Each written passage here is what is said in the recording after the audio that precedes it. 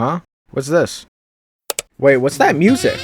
Yo! I'm feeling mixed emotions. Anyways, I was scrolling through my anime list like a normal day, just looking for something interesting to watch, you know what I'm saying? And you wanna know what I could really go for? Some isekai slop. Yeah, I couldn't find any. So you know what? I went for the second best option. Fantasy slop. That's what led me to this forbidden series, as if the fruit of the Garden of Eden itself has landed upon my lap. I had to watch it. There was nothing that can stop me. Even though all my Gooner senses told me otherwise, I had to pursue it. And so yeah, I watched Let This Grieving Soul Retire. Watched may be an overstatement, I'm actually only on episode 21. But you know what, I watched enough to make a video about it, so that's what I'm gonna do. First, we need to start with the trope of the anime. Allow me to demonstrate. Oh god, there's a meteor hurling towards us, we're all gonna die! Don't worry, the glorious main character is here. Whoa, what's he doing? What's he pulling out? An umbrella? As Krai pulled out the umbrella, all the water molecules in a 20-kilometer vicinity all subverted, allowing a diversion towards the meteor, fully altering its path and sending it to another universe. Oh my gosh, he's so cool. Time for a hot spring episode. Huh? Did someone say something? Well, now that you got the gist of the anime, now I can freely complain about it. Or not, because it was actually a pretty good anime. Going into it, I thought I would absolutely hate it. This is coming from the same dude who dislikes Overlord. Annihilate his lineage. But anyways, if you guys couldn't tell, the story is mainly about a main character where everything goes his way, even though he feels like he's insignificant. Like, I'm half sure this dude has probability manipulation. There's literally no other way about it. He's moving like King from One Punch Man, or even like Sid Kagano, bro. Genuinely though, I do really like this trope about how everything goes the main character's way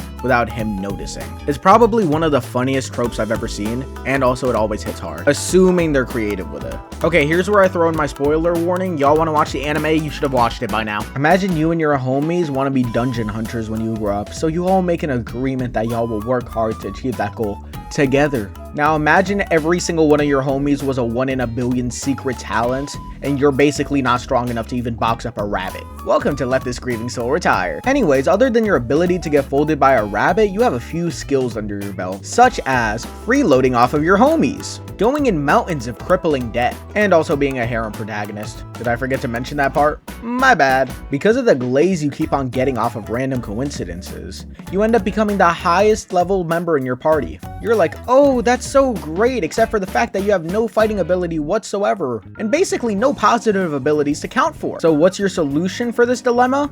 To throw all your work to your underlings, especially the ones that keep on praising you even though you have no abilities whatsoever. Introducing Girl 1 Tino. She is arguably a generational glazer, like a glazer to biblical proportion. Oh, and she's our #1 source for fan service. Basically, her whole character is that she's above average on everything except for her glazing. That goes beyond, rivaling the record of Ragnarok narrator. Next, enter Girl 2, Liz Smart. This is actually a character I really mess with. She's nice, except when beating you. She's humble, except when beating you. And she's very dedicated to beating you. A solid S tier, if I do say so myself. Next, we got Sea-Tree Smart. If you couldn't tell already, she's a sister of Liz, and I hate this woman. There is a funny archetype where the main character ends up owing her like $1 billion, so that's pretty good though. Finally, for the main event, this one dude named Luke. This dude, Luke's cycle, is probably my favorite character in this entire series, and I stick with it, bro. Every time he shows up, he has hella aura, and he realized that he may be too strong, so he just started using wooden swords. He got the moniker, for those who are unintellectual, that means nickname, of being the 1,000 Blades, with a wooden sword, mind you.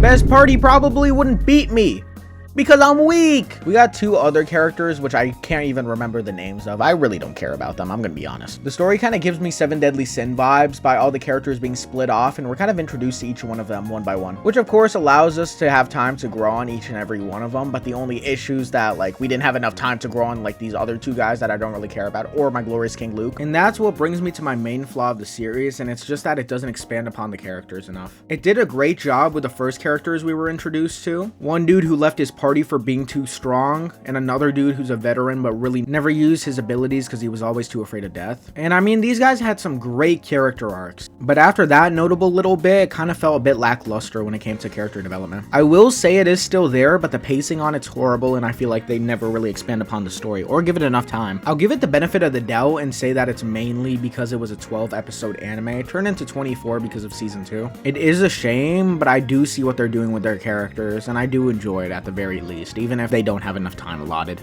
Still, I have no idea why this anime went so under the radar. It's still a fantasy anime, so I feel like it should have gotten traction off of that alone. Plus, the rise of things like Eminence in the Shadow and Overlord should have probably pushed it up, since it kind of follows the same tropes. You know, other than Truck. If you liked anime like Konosuba, you're probably gonna like this as well. It's literally a fantasy comedy, bro. And even though the main character is virtually useless, he actually still plays a good part into the story without him feeling too annoying or too needy. So W-Man's Krai. But holding on to the main point, this dude's relic obsession needs to be studied. He is genuinely willing to blow his life savings on a relic, bro. Like something that's never been seen before. He will casually be dropping billions, even though all that thing can do is water your plants for you. He literally drops bans on a garbage ring that can shoot down a level 1 monster, but as soon as that level 2 monster comes around, he finna get folded. We had a whole arc where he basically was trying to get a mask so he can look like another person. You wanna know what his reasoning was for this? Cause it was cool. Hilo genuinely gathered $1.1 billion just to afford this mask. And at the auction house where he was going to get this mask, there was a war golem, and he genuinely thought of skipping that war golem for the sake of a mask. Gotta be dark and mysterious, you know what I mean? He genuinely loves relics more than Tanya loves war. And that's saying something, because she just came straight out of the womb with some smoke. So this dude's spending habits, atrocious. Him pulling his party down, devious. His love for relics is masochistic. And his hairline, nefarious. But despite him being a broke beggar, $1.1 billion in debt, he's still just a chill guy. Baby, you got something in your nose. Oh shoot, he just started a war with underground cat people insisting on world domination. Anyways, this video took so long to edit, so make sure to like and subscribe. I'd very much appreciate it. Also comment if you watch the anime, it's pretty cool. Anyways, I'm gonna go disappear for a month. See ya!